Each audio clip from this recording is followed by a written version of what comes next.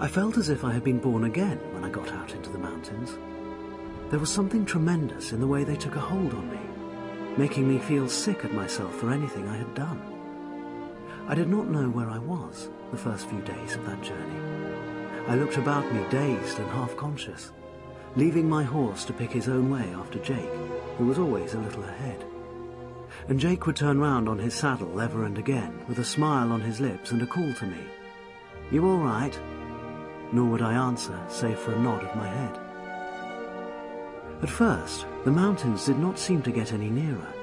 We could see them away beyond the rolling hills, stretching their rugged shoulders, line upon line, one peak forever higher than the other, snow-capped under a white sky. It was frightening, this great distance.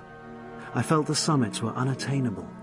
Nobody had ever leant his cheek against the rough surface of the rock and listened to the boiling cataract of foam that fell like the crashing of thunder down onto the forested slopes.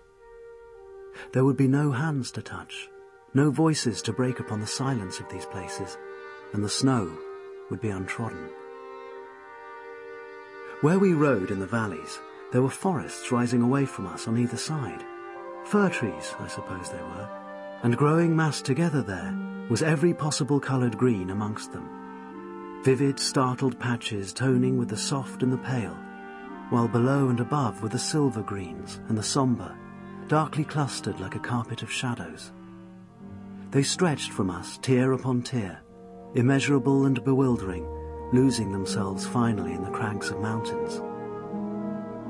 Way up above, lost in the heights, where there was no pathway and no movement of a living thing, the untrodden snow became frozen and crystallized. And when a breath of warmer air blew upon this, the falls were born in a thundering cascade of water, striking a high ledge of rock and running into the valleys, singing over the stones, twisting and turning as they fell, a white stream of rushing, melted snow. Wherever we went, these streams were in front of us, a torrent of sound like a song in our ears. The mountain snows were white, and the streams were white, and the sky, and white was the light that bathed us when evening came, making the forests pale ghosts with shadowed fingers, and us strange things of clarity till the dawn. As the road crept onward, climbing higher, and the green valleys sloped away from us, the mountains began to close in upon us, and the sound now of the cascades falling upon the rocks was an everlasting crescendo of sound, while the sky seemed nearer to us, like a white hand on the face of the mountains, and we shivered in spite of the sun, because of the stark purity of the air. Now I was here, I was no longer fearful of the majesty of beauty or the solitude. My mood of dumb wonder and silent terror at their approach had given way to something sublime and almost terrific. I felt as though I had risen above myself, leaving the old self in the valleys below, and with this shaking off of mediocrity, had been reborn with a new strength and a new understanding. Jake would not be so far away from me now. We might ride together as companions. He would always be ahead, of course, and I, retaining my measure of humility, would follow his lead. Up in the mountains, Jake seemed even grander than before. It was as if this was his own element, the snow, the air, and the white skies. He belonged here, having a supreme instinctive knowledge of these things, whilst I was only learning and keeping in the track of his footprints, my eyes watching for a reflection of what he should see.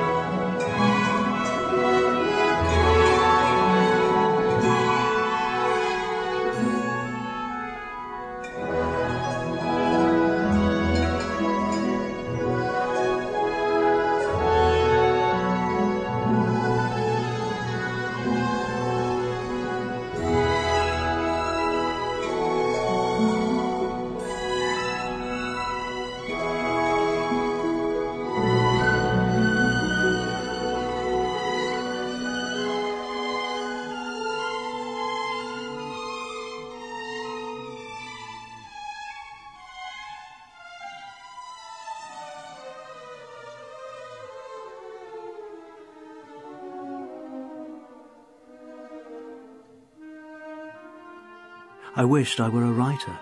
I wished I knew how to write down on paper the beauty of things.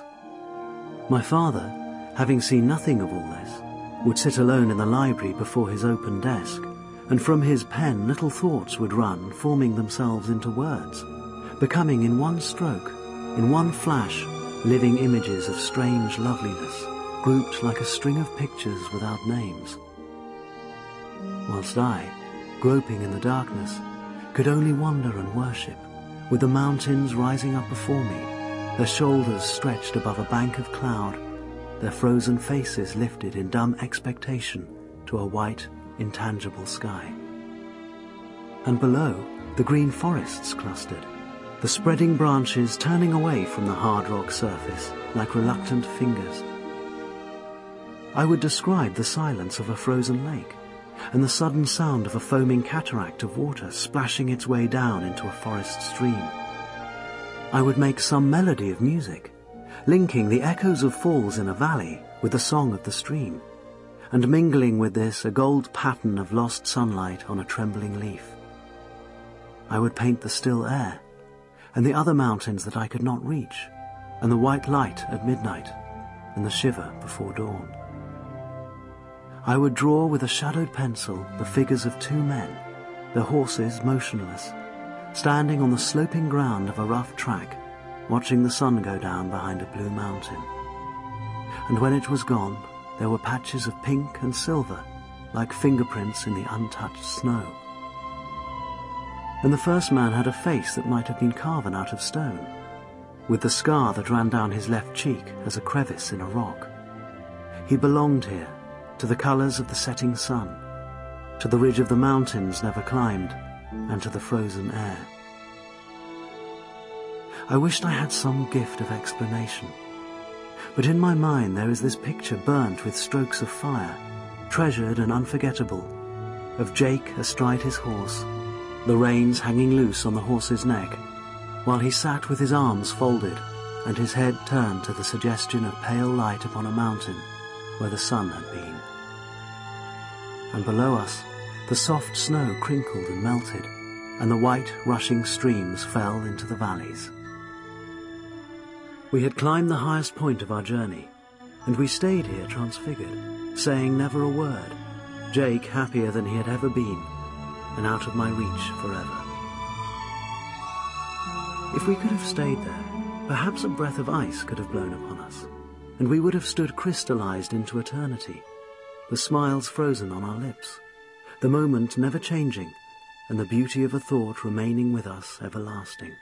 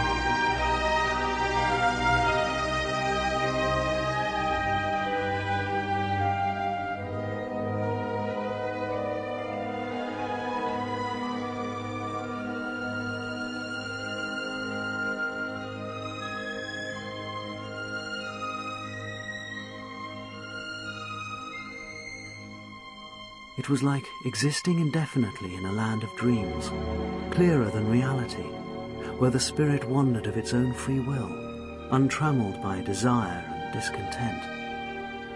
We rode side by side like two pilgrims to no shrine. We had no prayers, but every moment was something to be worshipped. And our gods were the things we looked upon, the mountains and the cold air.